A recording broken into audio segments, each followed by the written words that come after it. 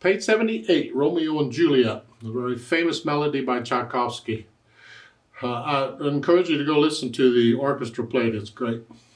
Let's look it over. It's 2 pages long, treble, bass, clef, no sharps or flats in the key signature. We are in the key of C major for this arrangement. So go ahead and do the scales and arpeggios for C major and A minor, because it also has no sharps. And then cut time. Oh goody, 2/2 time, or a half note gets a count, a quarter note gets half a count. Well, again, when I work on a piece that's in cut time, I pretend it's in 4/4 time to get it learned. And then when I go to put it up to speed, I'll put it in cut time. So I'm going to talk about this as though it's in 4/4 time and a quarter note gets a count. Right hand first, let's make sure we have the fingering, and I want to connect this melody if I can. So at the beginning it's just chords. I don't care how you finger it, just finger them. And then up here, third measure. This is where the first 2 measures introduction. That's why the double bar. Okay, this is melody. 1, 2, 3. Just reach down. I want to connect all of this. The fingering in the book is okay, but I don't cross over my thumb quite so much as they do. Like in measure 11. You don't have to put thumb there. You can just stay. Just reach up. And in measure 14, you can use third finger on the dotted half notes. All right, just reach down. And again, the G sharp, I just stay there. Although you can use the fingering in the book, it's okay. A little funner. So, connect the melody. Now for measure 25, we have this. So in measure 24, I'm going to have to use second finger on the G. Whatever I was doing, whatever, I don't care about second finger here. This way I'm closer to this octave. Here. Now we got to do octaves. The 1/5. I generally do a 1/4 on black keys and 1/5 on white. Some teachers teach 1/5 on all of them. I don't care. It's just whichever. However, we got to figure this out because you can't really connect these notes and you're moving all over everywhere. You have to look at the keyboard for that probably. Generally, you get to where you can move up and down 1 key at a time without having to look. You can at least do that much. That helps a little bit. But when I get this, just like if I were playing a chord with multiple notes at the same time, if they're in the same hand position, I aim 1 finger and let the other fingers do whatever. So here you should be able to do either one, and I generally do the melody, but let's just pretend it's the thumb. Because on octaves, these upper notes with the ledger lines and all that, I know they're octaves because I've been doing this forever. So it's easier for me just to read the bottom notes, and then I just play an octave. So in measure 25, it's an F sharp and a G. That's what I'm reading. I'm just going to play the octave, but I'm aiming the thumb here throughout, and I'll hold my hand in that position and flex the wrist, very important. And just let the little finger go along. Now as you start missing notes, one is you're going too fast, and secondly, you're not holding that position. And here, just aim 1 finger, let the other finger go along. I'll tell you, I get black key, I use 4th finger.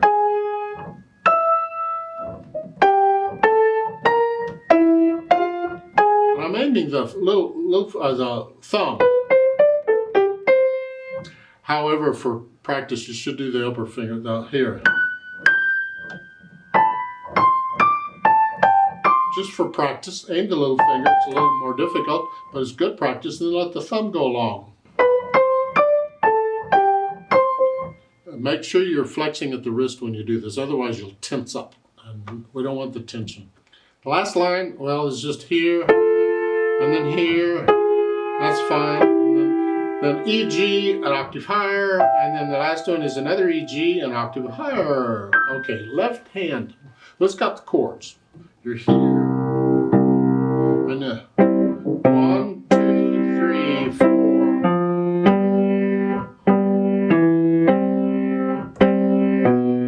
Connect this as best you can with the fingers. You don't hear measure 8 if you don't want to be here, you gotta do that. Or that. how big your hands are. It won't always sound right, but that's it. The harmony is different. Then once I have an idea what the hands are doing, then I'll put the hands together and we'll see. It's here. And then here. This gives the right hand time to get up here. We're just helping it out a little bit, and it's here. 1, 2, 3, 4, 1, 2.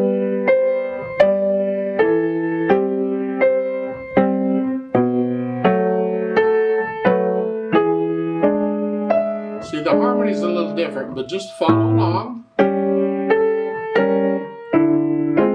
you're not sure what the notes are, just spell them out again. A flat, C, F.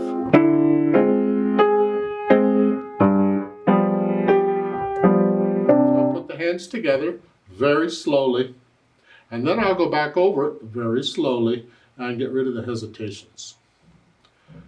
Once I can do that, I'll think about the articulation, and here it's connected. Then the dynamics, I'll start out soft. The introduction is both hands because it's just chord. And then measure 3, it's the melody. Yeah, a little louder. This left hand needs to be out of the way.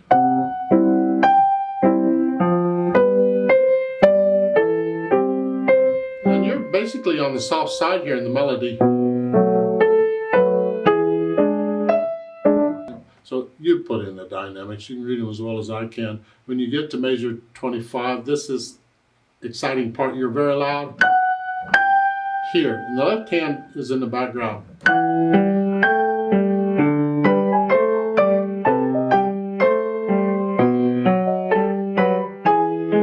This is the climax of the piece.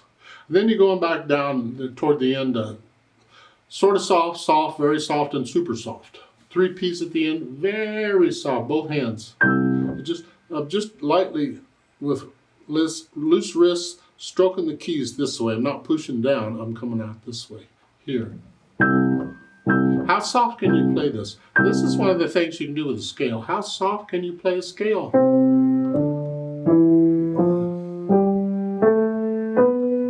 Just real soft. How soft can, don't use the soft pedal if you can help it, because that changes the tone on a grand. So try and do this with the fingers. It's good control. Now once I have an idea of the dynamics, then I'll think about the speed, and this is where I have to put it back and cut time. We want to feel this in 2.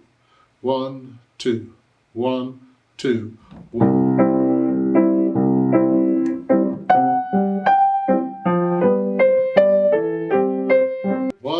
We want to feel this in 2. Feels kind of fast in my opinion, but that's what they're saying to do, so okay. I like it a little slower myself. 2,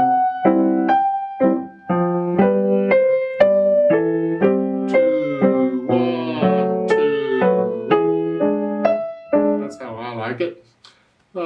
Listen to the recordings of the orchestras and listen to several, not just 1 or 2, because they'll do it differently at different speeds. They interpret it differently. Now we need pedal on this for a few reasons. One, we want the overtones, and one, we want to connect the notes. It's an orchestra piece, generally you have lots of overtones, but we have to be careful because we don't want to smear up the melody.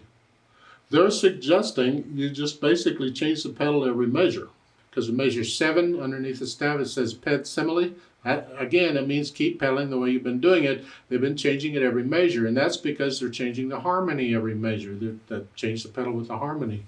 But it can screw up the melody when you do that. We've got to be careful what's going on. It's going to be overlapping and lag pedal, so the notes go down first and then the pedal, and I'm going to change the pedal after I play the notes.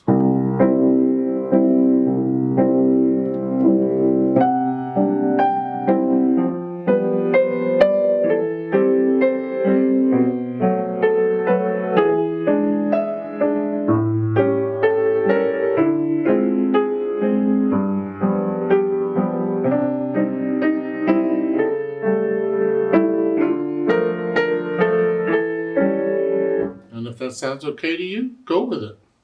I think it sounds terrible because it's just blurring.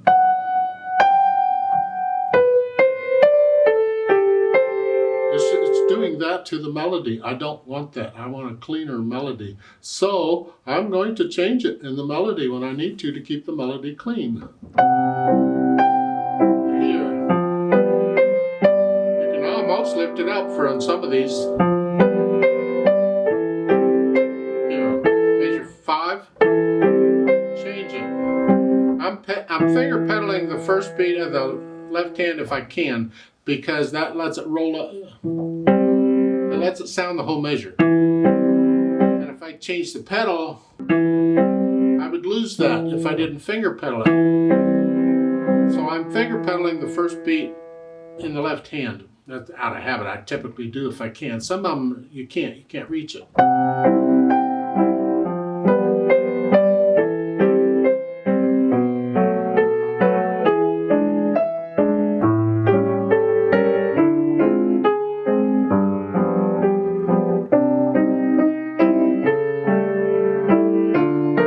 Sometimes I don't pedal the first beat.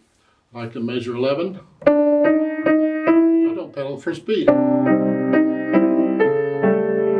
Measure 13, I didn't pedal the first beat. I'm holding it down though.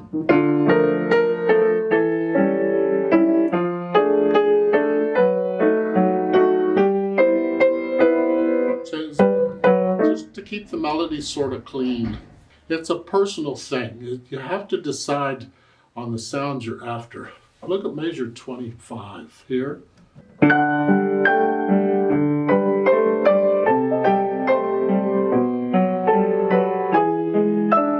if I pedal every measure and change it, it's yuck. So I can change it maybe every 2 beats.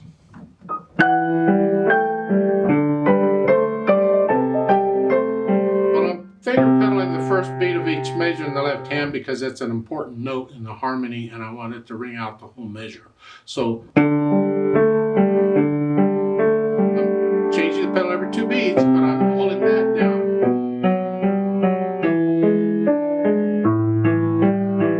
This helps keep the melody clean.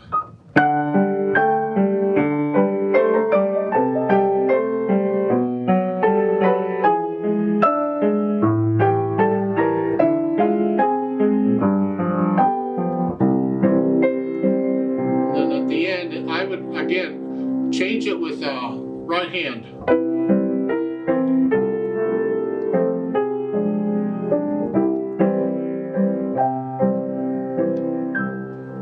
And the last, again, I would change it. If you want it to be even quieter at the end, lift the pedal up in the last measure. So you pull down for one and then lift the pedal up. That kills the overtones, most of them, and that gives the effect of getting a little softer. Yeah, just a little bit, not much. But my impression is it's better to really pedal this twice per measure, just to keep the melody clean. And on like measures 13 and 14 or 15 or whatever, I don't pedal the first beat because I want to keep the melody sort of clean here. Let's play this together slowly and check the notes and the rhythms.